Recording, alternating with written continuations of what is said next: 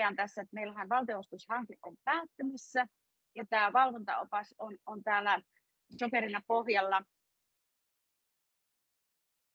Siihen on koottu valtionavustustoiminnan valvonnan hyviä käytänteitä, joita niin, tässä kehittämistyössä sitten myös osaltaan on tarkoitus edistää. Ja en lähde opasta sen kummemmin tässä avaamaan, koska se on Marita ja Pia-Tuulian tehtävä, mutta totean, että se tulee sitten löytymään tuolta julkisesti kaikkien tutustuttavaksi ja toivon mukaan kovaan käyttöön.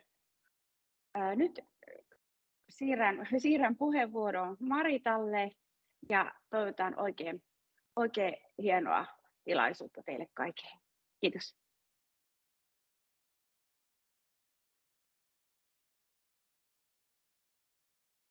Joo, kiitos. Ilmeisesti mun kamera ei näy. Se herjaa, että kamera on pois käytössä. Eli en saa nyt kuvaa tähän, mutta ehkä me... Näkyy. Okei. Näkyy no kuva. Hyvä. Joo.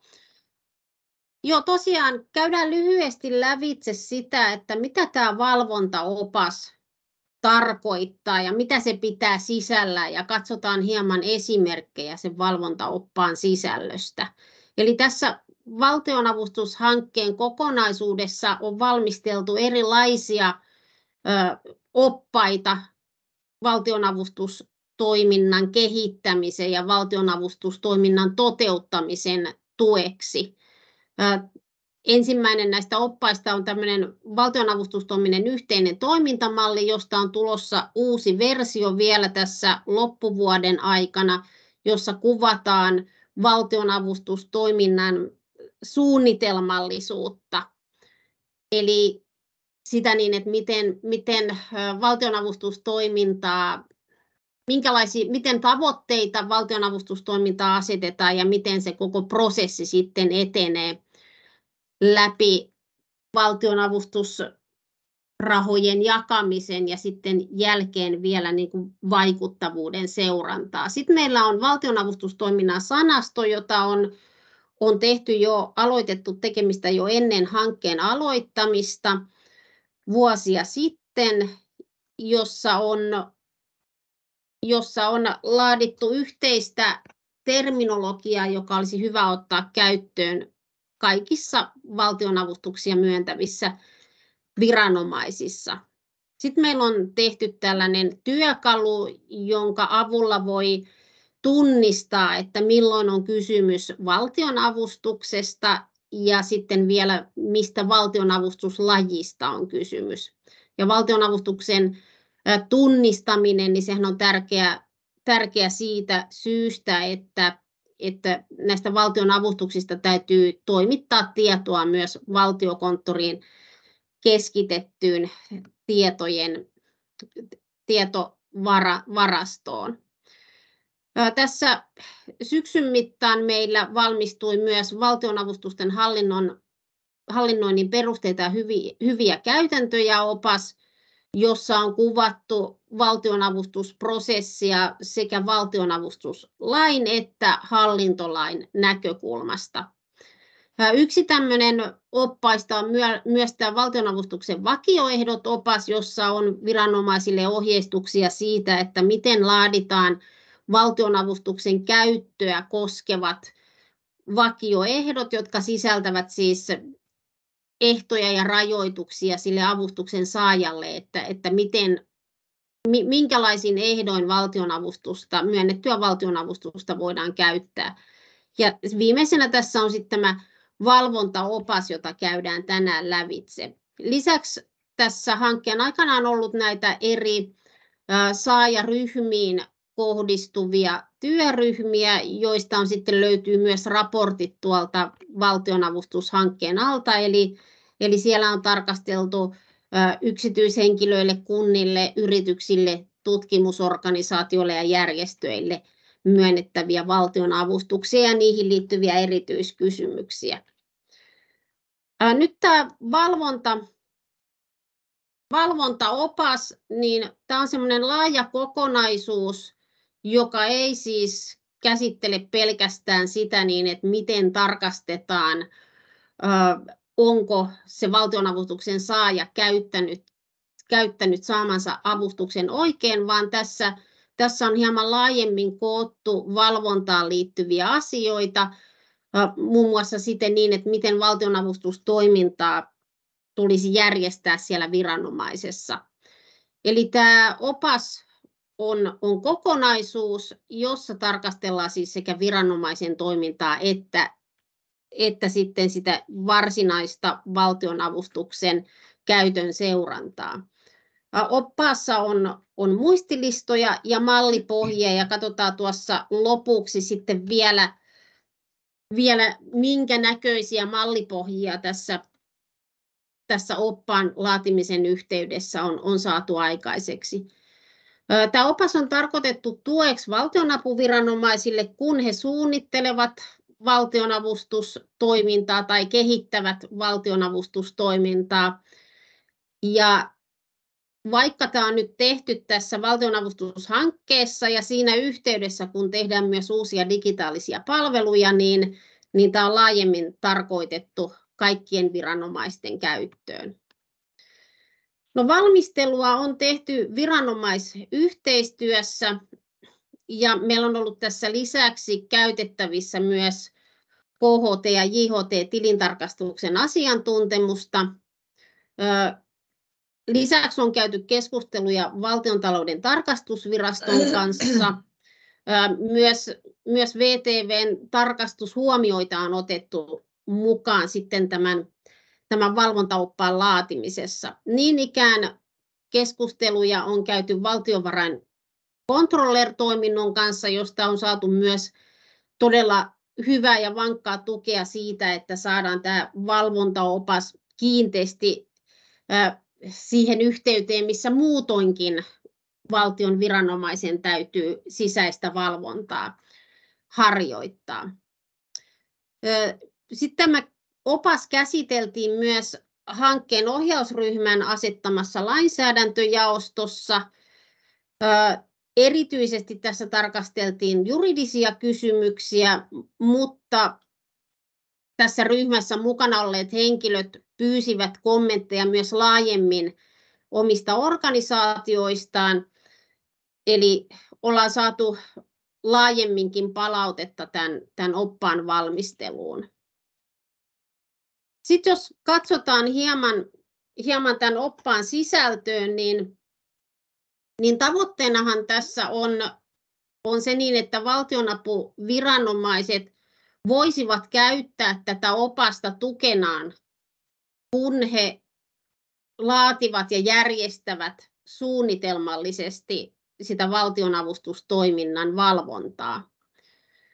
Tällaisia keskeisiä asioita, jotka tässä on ollut lähtökohtina, kun tätä valvontaopasta on laadittu, on se niin, että saataisiin valtionavustustoiminnasta vaikuttavaa, läpinäkyvää, tasapuolista ja kiinnitettäisiin myös tällaisiin ennakoiviin toimiin huomiota. Opas on tarkoitettu valtionapuviranomaisille, niille, jotka kehittää ja suunnittelee sitä valtionavustustoimintaa, ja kuten sanoin, niin ihan riippumatta siitä, että onko ottamassa käyttöön näitä Valtiokonttorin määrittelemiä digipalveluita vai käyttääkö omia tietojärjestelmiään. Mutta niin ikään tämä opas on tarkoitettu Valtiokonttorin tueksi, kun Valtiokonttori toteuttaa näitä yhteisiä palveluja.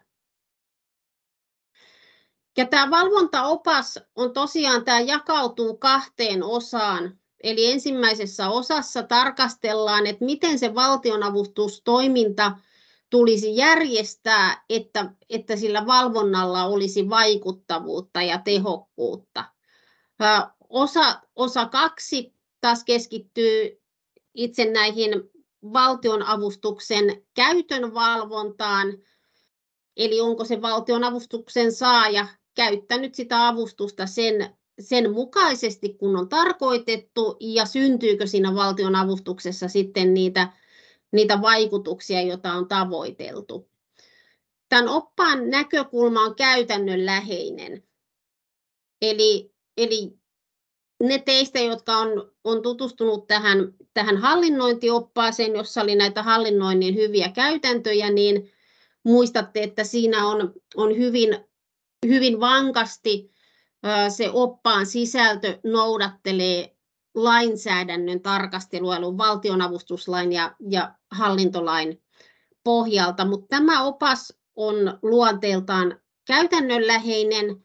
Tähän on otettu mukaan asioita, jotka viranomaiset on kokenut hyviksi, eli hyviä menettelytapoja, ja sitten täällä on laadittu mallipohjia, joita esitellään tuossa tuonnempana. Tämä opas ei sisällä valmiita kaikille sopivia ratkaisuja sellaisenaan, vaan valtionapuviranomaisen täytyy päättää itse tämän oppaan sisällön soveltamisesta siinä omassa toiminnastaan. Ja tätä opasta voi käyttää siis tukena, kun järjestää omaa toimintaansa ja laatii siinä toiminnassa ohjeita. Tämä opas on tarkoitettu, että tätä luetaan yhdessä tuon valtionavustusten hallinnoinnin perusteita ja hyviä käytäntöjä oppaan kanssa. Eli nyt kun tämä opas on enemmän tämmöinen käytännönläheinen, niin tällä taustalla on kuitenkin lainsäädäntöä, jota on avattu sitten tarkemmin tuossa hallinnointioppaassa. Ja lisäksi kannattaa käyttää hyväksi tätä valtionavustusten vakioehdot opasta, jossa niin ikään on avattu myös tällaisia lainsäädännöllisiä asioita ja oikeuskäytäntöjä. Mutta tosiaan nämä 3 opasta muodostaa yhdessä kokonaisuuden, jota kannattaa käyttää, kun niitä valvontaa järjestää ja valvontatoimia suunnittelee. Jos katsotaan pikaisesti tämän valvontaoppaan sisältöä, niin tässä nyt nämä luvut 2 ja 3 ovat tätä valtionavustustoiminnan järjestämistä koskevia osioita, jossa avataan sitä näkökulmaa siellä organisaation sisälle, että jokainen organisaation henkilö, joka toimii tässä valtionavustustoiminnassa, niin heillä on oma roolinsa siinä, että valvonta ja sisäinen valvonta ja sitten tämä toiminta ylipäätään toteutuu suunnitellusti ja järjestelmällisesti. Sitten tässä on esitetty valvonnan keskeisiä elementtejä, ja nyt kun ajattelee esimerkiksi tällaista valtionavustustoimintaa koskevia määräyksiä ja ohjeita, niin niiden laajuus ja monimuotoisuus riippuu nyt siitä valtionavustustoimintaa toteuttavasta valtionapuviranomaisesta. Et tietysti sen mukaan, niin että miten laaja se toiminta on ja kuinka monimuotoista se toiminta on siellä valtionapuviranomaisessa, niin se vaikuttaa myös näihin määräysten ja ohjeiden sisältöön. Tärkeitä asioita tietysti tässä järjestämisen yhteydessä on eturistiriitojen välttäminen, esteellisyyskysymykset, tehtävien eriyttäminen, jotta pystytään välttämään vaarallisia työyhdistelmiä. Niin ikään tärkeitä elementtejä on väärinkäytöksiin liittyvät menettelyohjeet, ja sitten tässä oppaassa on myös tarkasteltu tuota valtionapuviranomaisen tarkastustoiminnan järjestämistä. Ja sitten vielä yhtenä elementtinä on tämä valtionavustustoiminnan laadun varmistaminen, eli tällaisten laatuauditointien tekeminen, jotta havaitaan mahdollisia puutteita ja kehittämiskohteita siinä itse toiminnan järjestämisessä ja sisäisissä ohjeistuksissa. Sitten nämä seuraavat luvut tuosta 4 eteenpäin liittyvät siihen varsinaiseen valtionavustuksen käytön valvontaan. Ja tässä on ensimmäisenä tarkasteltu sellaisia asioita, joita kannattaa ottaa huomioon, kun suunnittelee sitä valvonnan toteuttamista. Ja yksi tärkeä asia on tietysti tehokkuus, mikä ei tarkoita siis sitä, että mitä vähemmän käytetään resursseja, niin sitä tehokkaampaa se on, vaan tätä tarkastellaan vaikuttavuuden näkökulmasta. Eli käytetyt panostukset ja käyttöön otetut valvontamenettelyt, niin minkälainen vaikutus niillä on tässä valvonnan toteuttamisessa. Yksi semmoinen tärkeä asia, joka liittyy tähän valvonnan toteuttamiseen ja on tämmöisenä punaisena lankana tässä itse oppaassa kokonaisuudessaan, on tämä ennakoiva toiminta. Eli mitä kaikkea voidaan tehdä ennakoivasti, jotta pystytään huolehtimaan siitä, että se valtionavustuksen saaja toimii oikein ja että viranomainen toimii oikein. Toimien oikeasuhtaisuus on myös tärkeä seikka. Tässä oppaassa esitellään erilaisia työkaluja ja niiden käyttöön. Kun mietitään niiden käyttöä, niin täytyy tietysti miettiä aina toimien oikeasuhtaisuutta. Että jos päästään normaalilla asiakirjaseurannalla, niin ei oteta sitten rankempia valvontakeinoja käyttöön. Yksi tämmöinen tärkeä asia on tietysti dokumentoinnin aukottomuus. Eli kaikki se tieto, joka kertyy nyt valtionavustuksen käyttöön liittyen, niin se on myös jälkikäteen löydettävistä ja jälkikäteen tarkastettavissa. Tähän ennakoivaan työhön liittyy muun muassa sellaisia asioita kuin vakioehtojen laatiminen, hakuilmoituksen laatiminen, hakuinfot näille hakijoille ja myös muu mahdollinen koulutus potentiaalisille hakijoille. Sen jälkeen tässä oppaassa on tarkasteltu valtionavustuksen hakijan ja saajan roolia, ja jos nyt ajatellaan sitä, että tässä asiakirjavalvonnassa hyvin moni tieto saadaan nimenomaan siltä hakijalta ja saajalta, sen lisäksi tietysti, että on olemassa käytettävissä myös ulkoisia tietolähteitä, viranomaistietolähteitä ja muita tietolähteitä, niin suuri osa valvonnassa tarvittavassa tiedosta saadaan tältä valtionavustuksen hakijalta ja saajalta, ja se tarkoittaa sitä, että tälle valtionavustuksen hakijalle ja saajalle täytyy ennakoivasti antaa kaikki sellainen tieto, joka varmistaa sitä, että se valtionavustuksen saaja toimii oikein ja käyttää oikein sitä saamansa avustusta. Tuossa luvussa on tarkasteltu sitten tämän valtionavustuksen hakijan ja saajan roolia ja minkälaisia tilanteita voi tulla eteen, joissa tällä saajalla on sitten velvollisuuksia antaa tietoa viranomaiselle. Yksi tärkeä asia liittyy sitten näihin tavoitteiden mukaiseen hakemuksen sisällön määrittelyyn, josta katsotaan kohta kuva.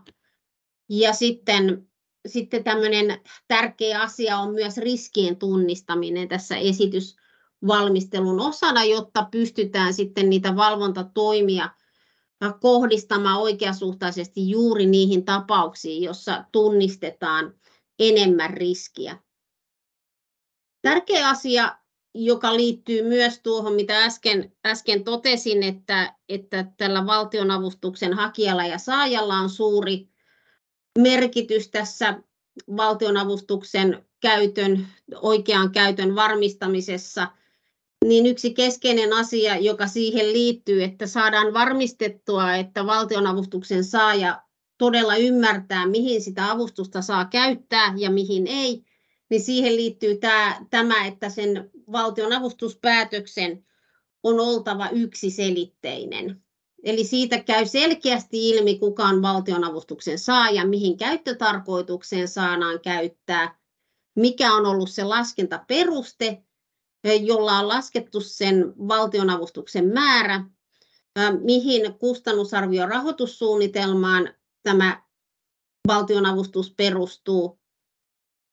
Valtionavustuksen päätöksen perusteluilla on keskeinen rooli niihin päätökseen otettavilla ehdoilla ja sitten lisäksi vielä tämä päätöksiin jälkikäteen tehtävät muutokset. Niitä on kuvattu tässä luvussa 9. Sitten tässä valvontaoppaassa on kuvattu tämän valtionavustuksen käytön seurannan järjestämistä, tällaisia yleisiä periaatteita. Niissä ei mennä kovin yksityiskohtaisuuksiin. Eli siellä on toiminnan ja hankkeen talouden seurannasta ja sitten tietoa myös tästä avustuksen saajan toimintaan ja talouteen liittyvästä seurannasta. Mukaan on otettu myös tällaisia seurannan työkaluja, jotka siis tulevat tämän niin sanotun varsinaisen asiakirjaseurannan lisäksi, eli sen lisäksi, että valtionavustuksen saajalta saadaan erilaisia raportteja ja tietoja, niin on olemassa myös muita seurannan työkaluja, joita on kuvattu sitten tässä luvussa. Luvussa 11 on kuvattu sitten tarkastustoiminnan järjestämistä tai sen tarkastustoiminnan toteuttamista, että miten se prosessi tarkastustoiminnassa kulkee.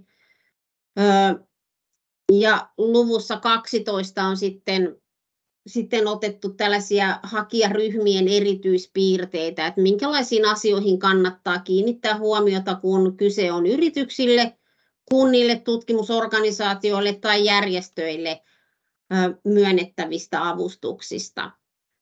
Ja lopuksi täällä on sitten erityiskysymyksiä, jotka liittyy pakotteisiin ja korruption torjuntaan. Ja erityisasiana tänne on otettu vielä tämmöinen maksutta käyttöön saatujen resurssien huomioon ottaminen valtionavustuksissa silloin, kun viranomaisella tällainen osio on siinä käytössä mukana. Ja vaikka niin sanottu yhteisrahoitteinen toiminta, eli se, että valtionapuviranomainen myöntää toiselle valtion budjettitalouteen liittyvälle toimijalle, no ei valtionavustusta, mutta siis avustusta kuitenkin, jolloin kyse ei ole valtionavustuksesta, mutta tämä on otettu mukaan tänne erityiskysymyksiin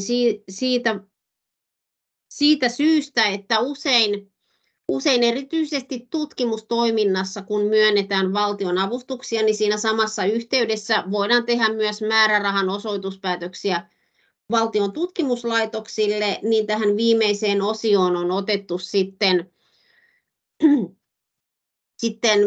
mukaan hyviä toimintatapoja tässä yhteisrahoitteisen toiminnan järjestämisessä. Eli ajatuksena on niin, että siinä käytettäisiin samanlaisia prosesseja kuin tässä valtionavustuksen myöntämisessä. Nyt esimerkkejä tästä oppaan sisällöistä ennen kuin Pia-Tuulia esittelee vielä näitä muutamia mallipohjia, joita on otettu tämän oppaan liitteeksi. Niin yksi asia, joka on ollut tärkeä tässä koko valtionavustustoiminnan kehittämis- ja digitalisointihankkeessa on ollut se niin, että viranomaiset käyttäisivät aikaa nimenomaan sen vaikuttavan valtionavustustoiminnan aikaansaamiseksi, mikä tarkoittaa sitä, että lähdetään liikkeelle sen viranomaisen päämääristä ja strategiasta, minkälaisia vaikutuksia tietyllä avustuksella on tarkoitus saada aikaan suhteessa näihin päämääriin ja strategiaan. Se määrittää sitä, että minkälainen avustuslaji on käytössä, onko esimerkiksi yleisavustus tai hankeavustus, investointiavustus tai yksityishenkilöille myönnettävää avustusta. Ja sitten tämän käyttötarkoituksen, kun käyttötarkoitus on tiedossa, niin sillä perusteella sitten määritellään tällaisia arviointiperusteita ja kriteerejä, joiden perusteella sitten osataan laittaa järjestykseen niitä hakemuksia, että kenelle kannattaa sitä avustusta myöntää. Ja kun tiedetään arviointiperusteet ja kriteerit, niin niiden perusteella taas pystytään hahmottamaan se niin, että minkälaista tietoa tarvitaan, jotta pystytään tekemään niitä oikeita päätöksiä. Ja tästä seuraa sitten se, että minkälaisia kysymyksiä sinne hakemuspohjaan otetaan, ottaen tietysti huomioon muualta viranomaisista saatava tieto. Ja ajatuksena tässä on se niin, että näin valvonnankin näkökulmasta ja jotta saadaan aikaiseksi sitä vaikuttavaa valtionavustustoimintaan, niin myös sille hakijalle täytyy kertoa siinä hakuilmoituksella, että mitä tällä valtionavustuksella tosiasiassa tavoitellaan, minkälaisin perustein ja kriteerein arvioidaan niitä sisään tulevia hakemuksia, jotta tämä valtionavustustoiminta on läpinäkyvää ja objektiivista ja hakija pystyy jo etukäteen hahmottamaan, että minkälaisin perustein sitä valtionavustusta voidaan saada.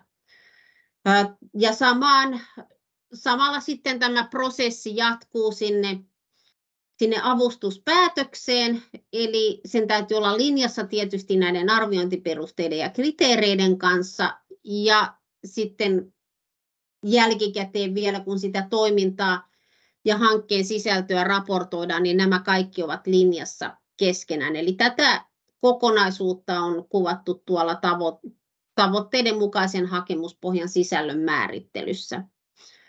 Toisena asiana tässä yhteydessä niin nostan tämän niin sanotun kustannusmallin valinnan, eli kustannusmallilla tarkoitetaan sitä, että minkälaisia kustannuseriä tällä valtionavustuksella voidaan rahoittaa, minkälaisia tuloja ja rahoitusta koskevia ehtoja se valtionapuviranomainen asettaa sille valtionavustuksen saajalle, niin tämäkin lähtee liikkeelle siitä, että mitä sillä valtionavustuksella tavoitellaan. Sen jälkeen mahdollisesti saattaa tulla asiaan liittyviä säännöksiä, esimerkiksi asetustasoista asiaa ja vakioehtoihin, jotka tulevat siis sen päätöksen liitteeksi, niin sen täytyy sitten avata sitä valittua kustannusmallia, eli niitä kaikkia kustannuseriä, että mitä voidaan hyväksyä ja mitä ei. Ja näiden vakioehtojen, hakemuspohjan, avustuspäätöksen, hyväksyttyjen kustannusarvion ja sitten raportointipohjan, niin nämä kaikki täytyy olla keskenään linjassa.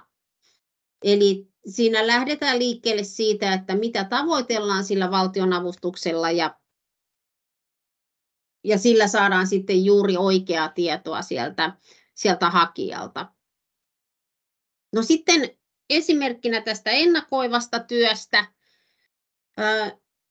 niin yksi sellainen ajatus, joka tässä on ollut, on se niin, että hakuilmoitukselle tuodaan niin paljon tietoa kuin mahdollista, jotta se valtionavustuksen hakija osaa suunnitella sitä toimintaansa sen mukaisesti, että sillä toiminnalla voidaan myös toteuttaa niitä viranomaiselle asetettuja päämääriä ja tavoitteita. Siellä tosiaan kerrotaan nämä arviointiperusteet ja kriteerit, millä perusteella arvioidaan sen hakijan lähettämää hakemusta.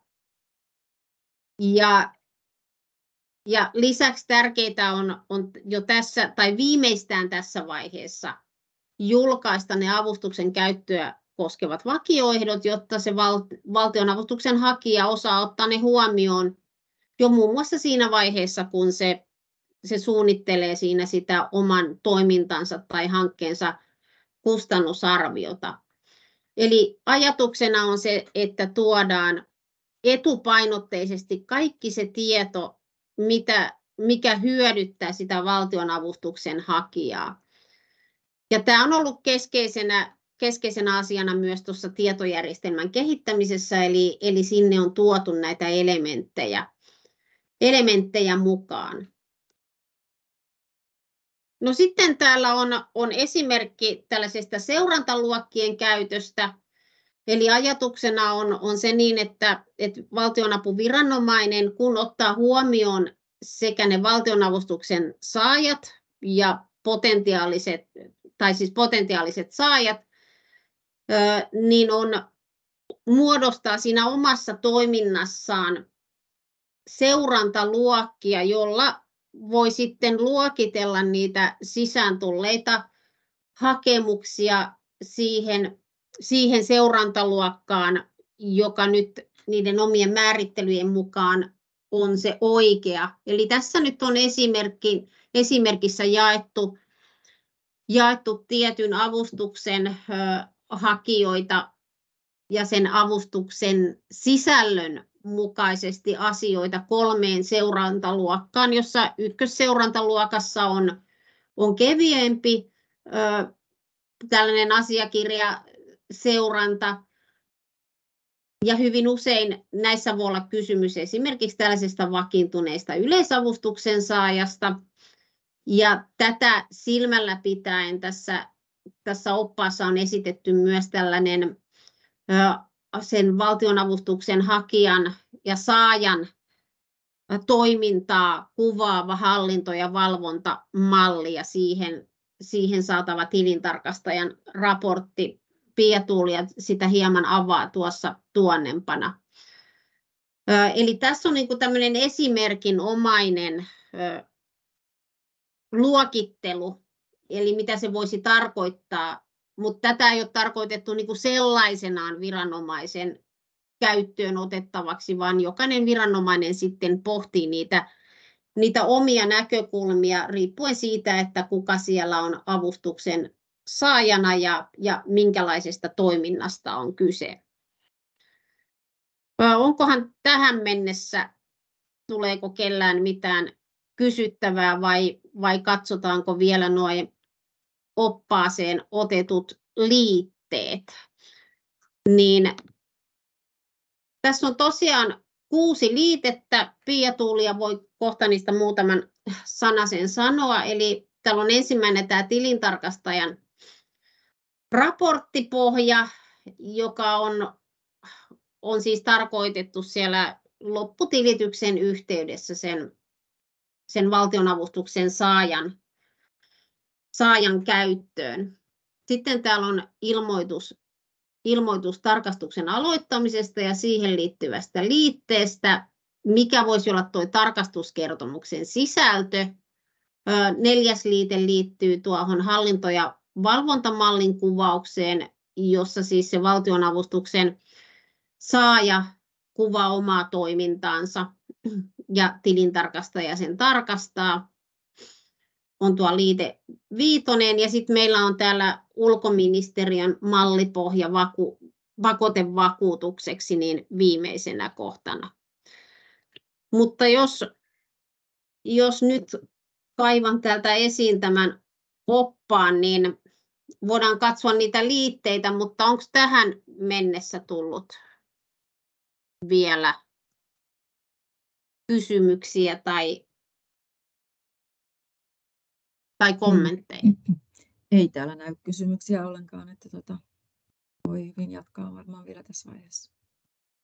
Joo, näkyyköhän nämä nyt siellä? Mä en saa tätä, tai pystyn tietysti tässä rullaamaan tätä isomminkin, mutta haluatko tarvii varmaan vähän suurennusta, jos saa kysyä. Näkyykö nyt? Joo. Voisin tosiaan ruveta Joo, esittämään. Joo, kiitos. Ja tosiaan huomenta vaan kaikille minunkin puolestani. Olen tosiaan Maritan kanssa ollut valmistelemassa tätä opasta ja sitten erityisesti tätä seurantaosuutta ja riskien tunnistamista. Ja näistä raporttipohjista sellainen huomio, eli esimerkiksi tämä tilintarkastajan raporttipohja, niin tämä on nyt tarkoitettu sellaiseen tilanteeseen, että avustuksen saajan tilintarkastaja antaa tällaisen tilintarkastajan raporttipohjan. Tällä hetkellä tilanne on se, että monillakaan valtionapuviranomaisilla ei ole sellaista omaa pohjaa, jota sitten voisi käyttää. Eli siinä tapauksessa tilintarkastajathan joutuu vähän räätälöimään ja miettimään itse, että mitä he sitten lausuu, ja se ei välttämättä ole sitten tarkoituksenmukaista. Eli nyt ajatus olisi se, että tässä olisi nyt tämmöinen pohja, jota valtionapuviranomaiset voisi hyödyntää. Ja sitten tietenkin, mitä täytyy tässä tehdä, niin on se, että jokainen valtionapuviranomainen sitten muokkaa tätä pohjaa omiin tarkoitusperiinsä sopivaksi, eli se, että se on sitten linjassa esimerkiksi siihen omaan rahoitusehtoihin, niin kuin, että niihin sitten suhteutuu oikein. Eli siellä lausutaan niistä asioista, mistä valtionapuviranomaiset nimenomaan haluaa sitten lausuttavan. Ja tämä pohja on tehty tosiaan tuolla ISRS 4400 pohjalla, eli se on sitten tämmöistä tilintarkastajan muuta kuin lakisääteistä työtä. Ja tätä ISRS 4400 mallia käytetään yleensä näissä tämän tyyppisissä lausunnoissa. Ja tässä pohjassa käydään tosiaan läpi sen tyyppisiä asioita kuin projektikirjanpitoa, eri kustannuslajeja ja sitten esimerkiksi työajan kohdentamiseen liittyviä asioita. Eli ajatus on se, että sinne kirjoitetaan omat havainnot sitten, että mitä sitten mistäkin kohdasta tuli. Et sitten tämän raportin pohjalla sitten valtionapuviranomainen pystyisi tekemään ne omat päätelmänsä siitä, että onko esimerkiksi kaikki kustannukset tukikelpoisia vai täytyisikö sieltä sitten jotain esimerkiksi hylätä. Eli tarkoitus olisi se, että tilintarkastaja tekisi sen työn niin hyvin, että sieltä sitten pystyisi poimimaan ne epäkelvot kustannukset pois. Ja tämä on varmaan sellainen, että mikä voi sitten edellyttää valtionapuviranomaisilta myös tilintarkastajien niin kuin koulutusta ja ylipäätään tiedottamista, että on otetut mallit käytössä ja näin edelleen. Mutta tässä on tosiaan tällainen pohja sitten hyödynnettäviksi ja toivottavasti tästä sitten on valtionapuviranomaisille hyötyä. Sitten toinen liite, eli ilmoitus tarkastuksen aloittamisesta, eli tämä on tarkoitettu siihen tilanteeseen, että valtionapuviranomainen itse päättää teettää tarkastuksen, eli tässä tilanteessa esimerkiksi niin kuin joku palveluntuottaja tekee valtionapuviranomaisen puolesta tarkastuksen, eli ilmoitetaan tarkastuskohteelle tälle avustuksen saajalle, että nyt teihin tulee kohdistumaan tarkastus, kerrotaan keskeiset seikat siitä tarkastuksesta, tarkastuksen perusteesta ja näin edelleen. Ja sitten tietenkin tähän tulee sitten liittymään myös se, että kerrotaan, että mitä aineistoa sinne tarkastukseen tullaan tarvitsemaan, eli siellä kerrotaan sitä aineistosta, eli kirjanpidon raporteista, tilitysten tausta-aineistoista ja tämän tyyppistä.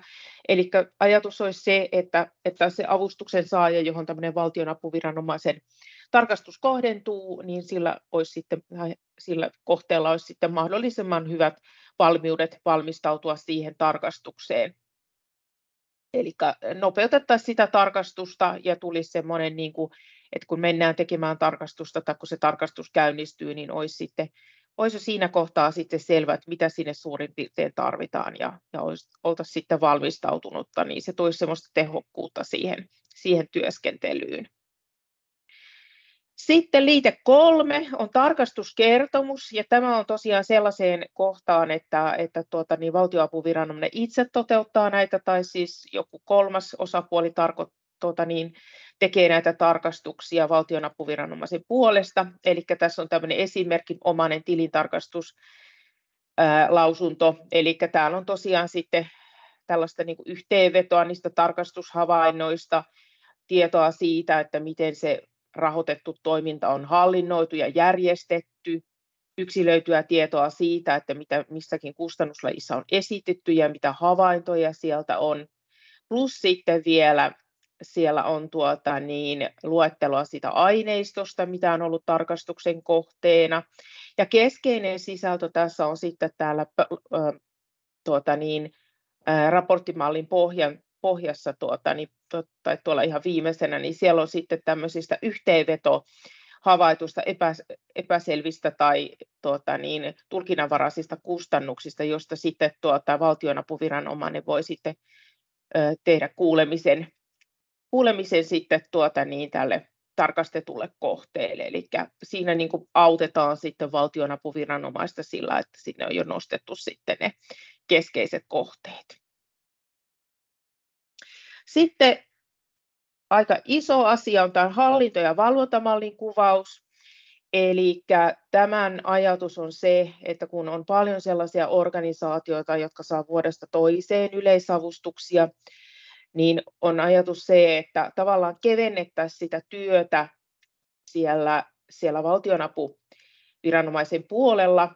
Eli sen sijaan, että pyydetään kaikki mahdollinen dokumentaatio sinne viranomaiselle, niin pannaankin sitten se avustuksen saaja töihin, eli heidän täytyy itse sitten luoda tämmöinen hallinto- ja valvontamalli. Ja sen verran voi tästä pohjasta sanoa, että tässä on käytetty pohjana EU-puolella käytettävää pilariarviointimallia, eli täällä on tämmöisiä osa-alueita kuin sisäinen valvonta, kirjanpito ja tilintarkastus otettu nyt tänne sitten mukaan, eli siellä on tosiaan sitä, että miten se sisäinen valvonta ja ylipäätään kontrollit toimii, minkälaista ohjeistusta siellä organisaatiossa on, että siihen niin kuin kannanottoja, eli organisaatio itse valmistelee tällaisen pohjan itselleen, eli minkälaisia ohjeita on, miten he seuraa heidän riskejä, miten heidän riskienhallinta on järjestetty, ja sitten samaten niin kuin kirjanpidon menettelyt. Ja sitten myös esimerkiksi tilintarkastus, että minkälaisia tilintarkastuskertomuksia he ovat saaneet, minkälaisia, onko he saaneet jotain vaikka tilintarkastuspöytäkirjoja ja näin edelleen, niin tämä olisi niin kuin tavallaan sellainen, että he itse joutuisivat tosiaan valmistelemaan sitten siellä avustuksen saajataholla tämän. Ja sitten tähän liittyen sitten tarkoitus olisi niin, että jos Marita näytät sen seuraavan pohjan, niin tähän liittyen niin tilintarkastaja voisi sitten vuosittain antaa tällaisen raportin tästä hallinto- ja valvontamallin kuvauksesta, ja onko se sitten niin kuin paikkansa pitävä niiden tarkastushavaintojen pohjalta. Eli tämä voisi niin kuin nähdä, että tämä hyvinkin vahvasti linkittyisi ihan tuohon vuositilintarkastukseen, eli siinä samassa yhteydessä tilintarkastaja pystyisi tämän valmistelemaan. Ja tämä on samalla lailla kuin aikaisemmin puhuin sitä ISRS 4400 standardista, niin tilintarkastajan muu toiminta niin tehtävää työtä. Ja jos näytät Marita eteenpäin sitä lomakkeistoa. Se ei ole nyt siinä, mutta siinä on joka tapauksessa idea, eli niin tähän tulee nyt niin kuin tässä on niin kuin, jos pysäytät siihen vaikka, niin tässä on niin kuin näkyy tausta-aineisto, eli esimerkiksi siellä on vaikka joku yhdistyksen joku ohje, eli siihen on vedotaan siihen, että okei, meillä on tässä vaikka taloussääntö olemassa, sitten meillä on sitten toimeksiantaja antaa siihen vielä niin kuin lisäselvitystä, voi olla suusanallista kirjallista selvitystä, ja sitten tilintarkastaja lausuu sitten tai omat havaintonsa, toteaa esimerkiksi, että selvitys on asianmukainen. Eli tämä olisi niin kuin tämmöinen lisätyökalu valtionapuviranomaisille, jos tämä nähdään niin kuin tarkoituksenmukaiseksi. Ja sen haluan tietenkin sanoa sen, että nämä kaikki liitteet on nyt tämmöisiä esimerkinomaisia pohdintoja ja vaatii jokaiseen kohtaan sitten sitä räätälöintiä siellä valtionapuviranomaisessa, että mitä kukainenkin katsoo sitten tarpeelliseksi ja tarkoituksenmukaiseksi. Kiitos.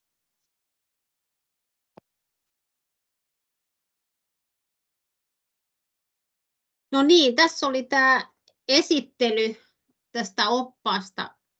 Meillä oli tässä kohtaa varmaankin keskusteluja, kysymyksiä ja kommentteja, jos jollakulla on sanottava. Ja Jaana varmaan katsoo siellä, että haluaako joku kommentoida tai kysyä jotakin. Joo, nyt olisi aikaa kysymyksille. Marita ja Pia-Tuulia on vastaamassa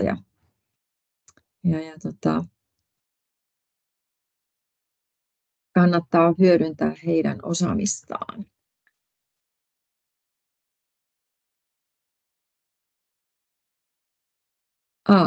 täällä on kysymys siitä, että löytyykö opas Jotei teidän nettisivuilta, eli hankkeen nettisivuilta. Ensi viikolla hanke on tulossa nettisivuille, eli ei ole siellä vielä, mutta jatkossa kyllä. Eli sitten pääsee lukemaan itse. Ja tehdään sitten sellainen kysymys, että mistä sitten kysytään, kun hanke päättyy ja lukee näitä oppaita ja haluaisi vielä sitten tarkentaa tai varmistaa, että on itse asian ymmärtänyt oikein, niin kenen puoleen sitten käännytään? Tehdään tällainen kysymys.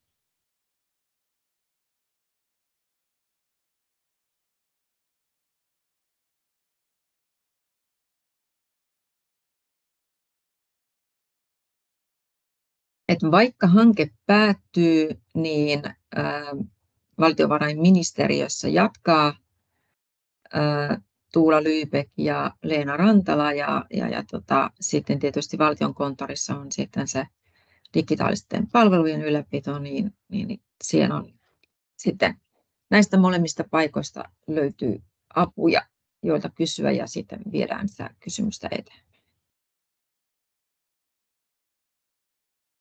Ja toki jakakaa tätä opasta ja näitä muita oppaita, mitä on tullut, niin omissa organisaatioissanne, että saadaan yhdenmukaistettua sitä toimintaa.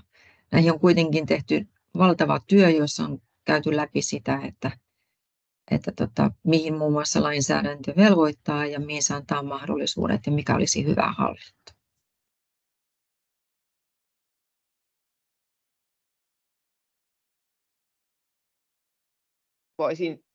Voisin vielä tuohon tosiaan sanoa sen, että joo, että kun mehän on tätä opasta moneen kertaan nyt, se on ollut esimerkiksi tuolla lakijaostossa keskustelussa, niin tähän on saatu kyllä tosi hyvin tosiaan palautetta ja ehdotuksia eri ministeriöistä ja eri hallinnonaloilta, että kyllä tässä on yritetty tuoda sitä erilaisia näkemyksiä, mutta että varmaan niin kuin jatkokehittämisen paikkoja sitten on. Ja toivotaan tosiaan, että mahdollisimman moni saisi sitten hyötyä omassa organisaatiostaan tästä työstä, mitä tässä on tehty. Joo. Onko toi Leena vielä täällä langoilla? Kyllä olen. Joo. Hei, kerrotko esimerkiksi, mitä eri organisaatioita ja tahoja on mukana siinä lakijaostossa tällä hetkellä? Sehän on toiminut koko hankkeen ajan. Muistatko nopeasti? Joo, kiitoksia. Siis lakijaoston toimintahan on jo tosiaan päättynyt, eli meillä oli 14.11. oli viimeinen kokous, mutta koko hankkeen ajan lainsäädäntöjaosto toimi, ja ne tuossa diassa olikin mainittuna, tuossa en lähde luettelemaan, mutta voisi sanoa niin, että tavallaan edustus sitten niiltä hallinnon aloilta, joissa eniten valtionavustuksia myönnetään. Ja siellä tosiaan tämä niin sanottu hallinnointiopas käsiteltiin siellä lainsäädäntöjaostossa, samoin se vakioehto-opas, johon tuossa esittelyssä viitattiin, ja sitten ikään kuin viimeisimpänä tämä valvontaopas, että me tosiaan ajatellaan niin, että näistä 3 oppaasta ja sitten vielä 4. siitä toimintamallioppaasta niin kuin muodostuu semmoinen kokonaisuus, jota niin kuin suositellaan sitten yhdessä luettavaan. Ja vielä tuossa jäin miettimään sitä kysymystä tästä jatkosta, niin ja koitin tuossa selailla, että kun Mikko laittoi noita linkkejä Mikko laittoi tuonne VM:n tapahtuma-linkkiin ja laittoi tosiaan tuon uuden niin kuin VM:n sivuston valtion avustuksille, eli meillähän on hankkeen ajan ollut hankesivusto, ja nyt sitten tässä vielä hetken aikaa loppuvuodesta on niin kuin samanaikaisesti se hankesivusto siellä olemassa, ja sitten on niin kuin uusi valtionavustukset-sivusto, ja sinne tosiaan kootaan sitten myös näitä linkkejä näihin oppaisiin. Eli hankkeen aikana tuotetut oppaat ja aineistot niin löytyy jatkokin. Niitä kannattaa kyllä hyödyntää, koska ne on tehty yhteiskehittämisen periaatteella, niin ne ei ole tehty kapeasti, vaan niissä on otettu laajasti huomioon asioita ja mietitty, että miten ne palvelee monipuolisesti suurempaa valtionapuviranomaisten joukkoa. Jos ei muita kysymyksiä tule tai muuta, niin kiitetään Pia-Tuulia ja Maritaa tämän päivän esityksistä ja hyvää työviikon jatkoa kaikille. Joo, vielä ehkä tähän loppukaneettina, että suuret kiitokset todella kaikille, jotka on osallistunut ja lukenut ja tuonut hyviä ideoita ja viisautta esiin, että kaikki on ilolla otettu vastaan ja tästä on sitten hyvä jatkoa, että mukavaa loppuviikkoa kaikille ja hyvää itsenäisyyspäivää huomiseksi. Aivan, ja joulun odotusta kaikille. Kuulemiin, kuluttakaa noita raportteja sieltä ja oppaita sieltä nettisivuilta. Kiitos, hei hei. Kiitos paljon, hei hei. Hei. Moro.